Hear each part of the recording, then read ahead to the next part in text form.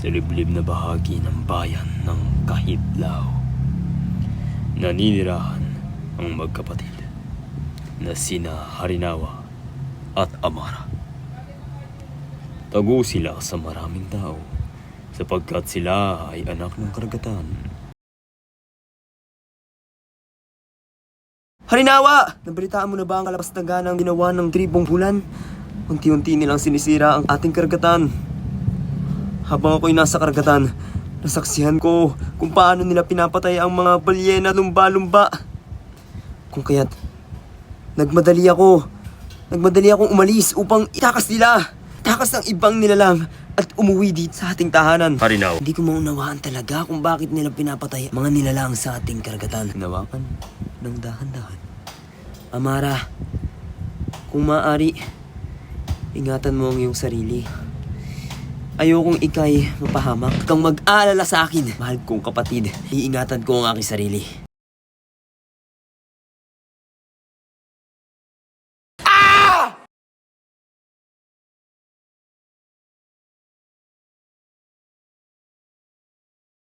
in 3.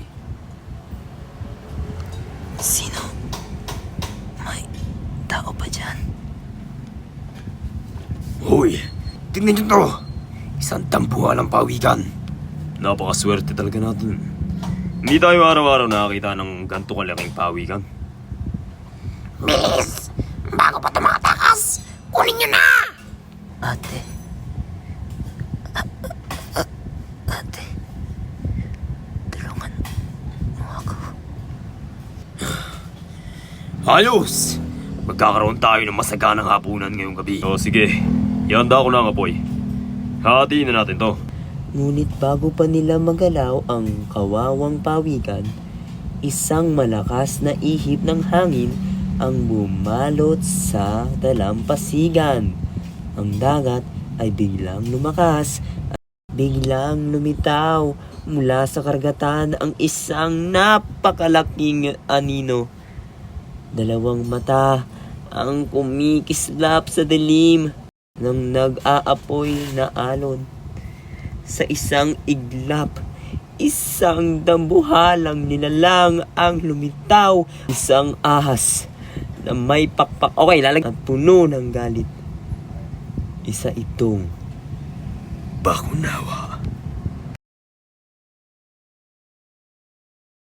Nang makaalis na ang mga mangangaso, bumalik si Harinawa sa kanyang dating anyo at agad na lumapit sa nanghihingalong pawikan.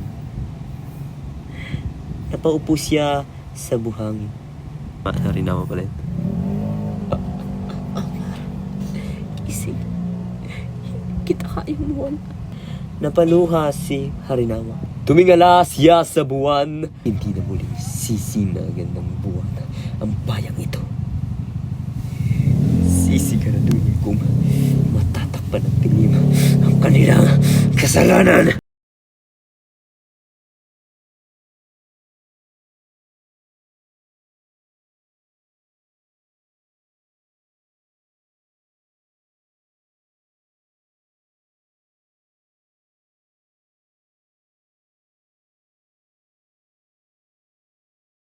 Sa ilalim ng buwan, nagbago ang anyo ni Harinawa. Mula sa nagtipon-tipon ng kaniyang tribo, napansin nilang 2 buwan na lamang ang natitira sa kalangitan. Isang miyembro ng tribo. Silakbo! Kailangan nating alamin kung sino ang gumagawa nito.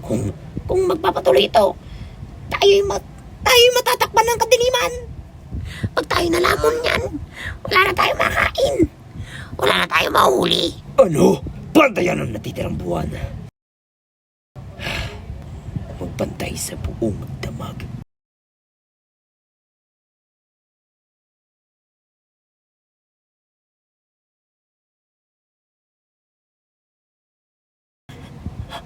Halimaw, hindi maaari. Kinabukasan, agad niyang isinumbong ito sa buong bayan. Makinig kayong lahat. Mayroong halimaw na nagtatangkang sirain ang ating bayan.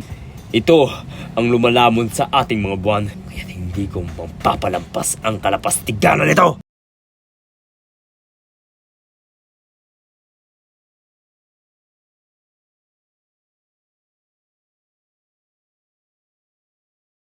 Labas na nga lan! Wala kang karapatan dito! Gumawa pa tayo ng malakas na ingay